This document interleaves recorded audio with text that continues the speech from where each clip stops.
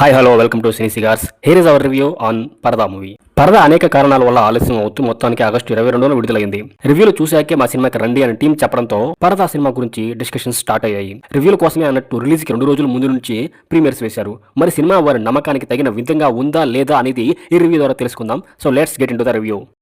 కథ విషయానికి వస్తే, పడతి అనే ఒక గ్రామంలో ఒక వింత ఆచారం ఉంటుంది. అది ఆచారం అనకూడదు, ఒక విధంగా మూఢనమ్మకం అనాలేమో.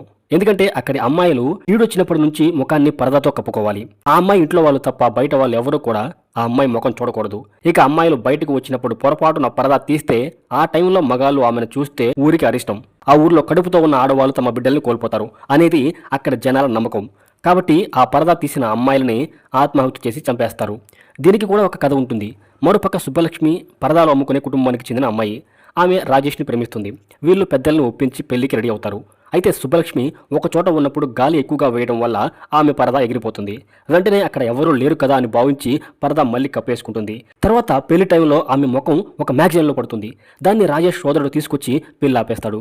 తర్వాత సుబ్బలక్ష్మిని ఆ ఊరి జనాలు ఆత్మాహుతి చేసి చంపేయాలని డిసైడ్ అవుతారు. ఆ తర్వాత ఏమైంది, సుబ్బలక్ష్మి ఆ గండం నుంచి ఎలా తప్పించుకుంది, అసలు ఆమెను ఫోటో తీసిన వ్యక్తి ఎవరు, ఈ ప్రశ్నలన్నిటికీ సమాధానమే మిగిలిన సినిమా.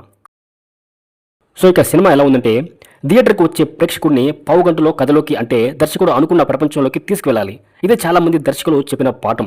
దర్శకుడు ప్రవీణ్ కండ్రేగులో కూడా ఈ విషయాన్ని సీరియస్గానే తీసుకున్నాడని చెప్పాలి. ఎందుకంటే సినిమా మొదలైన పావు గంటలోనే తాను అనుకున్న వరల్డ్లోకి ఆడియన్స్ని తీసుకెళ్తాడు. ఆ తర్వాత వచ్చే హీరోయిన్ లవ్ ట్రాక్, ఊరి జనాల స్వభావాలు తెలపడం వంటివి చాలా బాగున్నాయి. సుబ్బలక్ష్మి పరదా ఎప్పుడైతే ఎగిరిపోతుందో ఆ సీన్కి ప్రేక్షకుడు నెక్స్ట్ ఏం జరగబోతుందో అని గెస్ చేసేస్తాడు. అయినా కూడా దర్శకుడు ప్రవీణ్ పెళ్లి సీన్ వరకు ఇంట్రెస్టింగ్గా స్క్రీన్ ప్రింట్ నడిపించాడు. ఆ తర్వాత వచ్చే ఆత్మాహుతి సీక్వెన్స్ కూడా అలరిస్తుంది. కానీ ఎప్పుడైతే ఊరి జనాలు హీరోయిన్ పాత్రపై సింపతి చూపించి ఆమెకు ఇంకో అవకాశం ఇస్తారో అక్కడి నుంచి కథ పట్టు తప్పింది. చెప్పాలంటే కథ అక్కడితో అయిపోయిందనే చెప్పాలి. ఆ తర్వాత సంగీతాన్ని వేసుకుని అనుపమ ధర్మశాలకు వెళ్లడం అనే పాయింట్తోనే సినిమా క్లైమాక్స్ వరకు సాగుతుంది. క్లైమాక్స్ కూడా ఆశించినట్లే, ఎక్స్పెక్ట్ చేసినట్లే ఉంటుంది. సో సినిమా ఫస్ట్ హాఫ్లో 40 నిమిషాలకే అయిపోయిన ఫీలింగ్ కలుగుతుంది. అక్కడ నుంచి దర్శకుడు ల్యాగ్ చేస్తున్నాడేమో అనిపిస్తుంది. మొన్న మీద వచ్చిన కోర్టు కథ కూడా ఆల్మోస్ట్ ఫస్ట్ హాఫ్కి చాలా వరకు కంప్లీట్ అయిపోతుంది.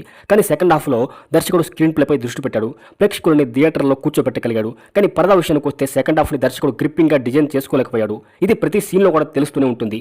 అయితే టెక్నికల్గా మాత్రం ఇది చిన్న సినిమాలు అనిపించదు. మ్యూజిక్ కానీ సినిమాటోగ్రఫీ కానీ చాలా క్వాలిటీగా ఉంటాయి. లెంత్ కొంచెం ట్రిమ్ చేసి ఉంటే బాగుండేది.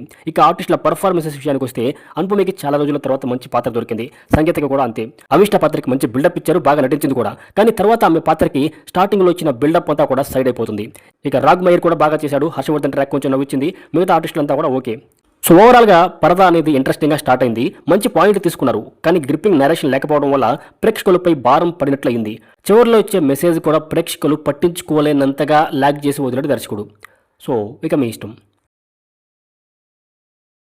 And this is cine cigars, where cinema meets curiosity. See you in the next video.